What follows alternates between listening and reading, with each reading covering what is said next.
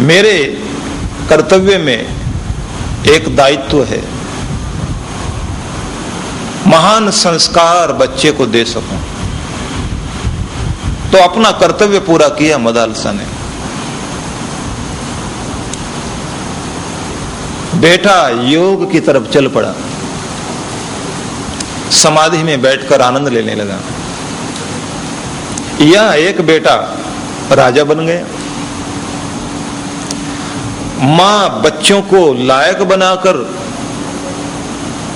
अपने आप भी अपनी समाधि की तरफ जा रही है। या सुमित्रा मां इस तरह से अपने बेटों को पाल रही है, समझा दिया कि अपनी मैं को आगे नहीं रखना। और जिस समय राम जी वन जाने लगे, लक्ष्मण राम जी के पीछे पीछे मां के पास प्रणाम करने के लिए लक्ष्मण गए। सुमित्रा के पास जाकर लक्ष्मण ने कहा, मां मैं वन जाना चाहता हूं भ्राता राम के साथ, वहां उनकी सेवा करूंगा। मां से पूछा, मां की शिक्षाएं तो पहले ही उसकी रगों में बसी हुई थी। लक्ष्मण देख रहे हैं कि शायद जाते समय मां कुछ उपदेश करें। मां ने उस समय उपदेश किया, वन में रहते हुए कुछ न कुछ मोह जागेगा,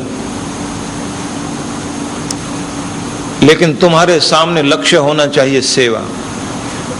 अगर तुम्हें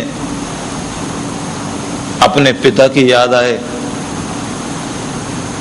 मां का ध्यान आए, सुंदर अयोध्या याद आए, लक्ष्मण क्या करना उस समय? रामम दशरथम विद्धि माम विद्धि च जनकात्मजाम अयोध्याम अटवीम विद्धि गच्छतात यथा सुखम। हे लक्ष्मण, यदि तुम्हें अपने पिता की याद आए, ध्यान अपना बदलना, राम में अपने पिता को देखना। और अगर तुम्हें मां की याद आए तो सीता में अपनी मां को ढूंढना।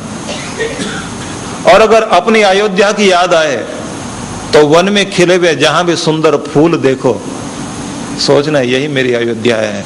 लेकिन कर्तव्य से और सेवा से विमुख नहीं हो जाना, ये मेरा उपदेश है तेरे लिए। अब आप सोचिए, कर्तव्य पालन करने वाली मां जो आसक्ति नहीं रख रही है, कर्म कर रही है, लेकिन कर्म इतना सुंदर, बच्चों में भी संस्कार महान दिए। इतिहास में एक आदर्श और पूजनीय मां की तरह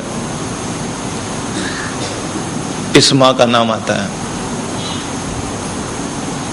सुनीति, सुमित्रा, मदालसा, तीन माताएं, अनोखी माताएं।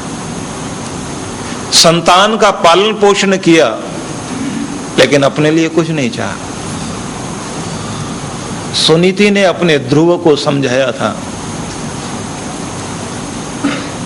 कि सांसारिक पिता की नहीं, विश्व पिता की चाहत करो और उसके गोद में बैठने की कोशिश करो।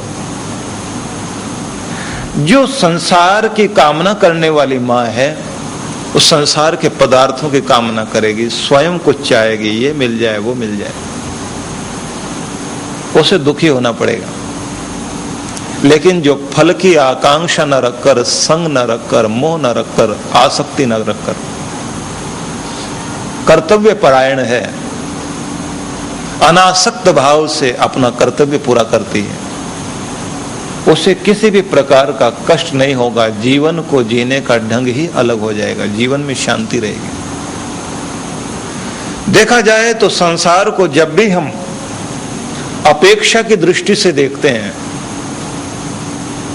तो संग पैदा होता है। जैसे ही उपेक्षा की दृष्टि से देखें तो संग की भावना समाप्त हो जाती है, आसक्ति हटती है, अटैचमेंट टूटती है। कभी भी किसी की तरफ आप अपेक्षा की दृष्टि से नहीं देखना, उपेक्षा की दृष्टि से देखना। कोई भी चीज जो मोह रही हो,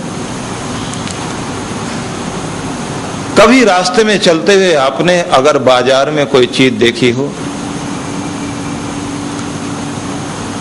चाहे किसी की गाड़ी, दुकान में सजे हुए जेवर, या किसी दुकान में सुंदर वस्त्र, आपने देखा एक दृष्टि से,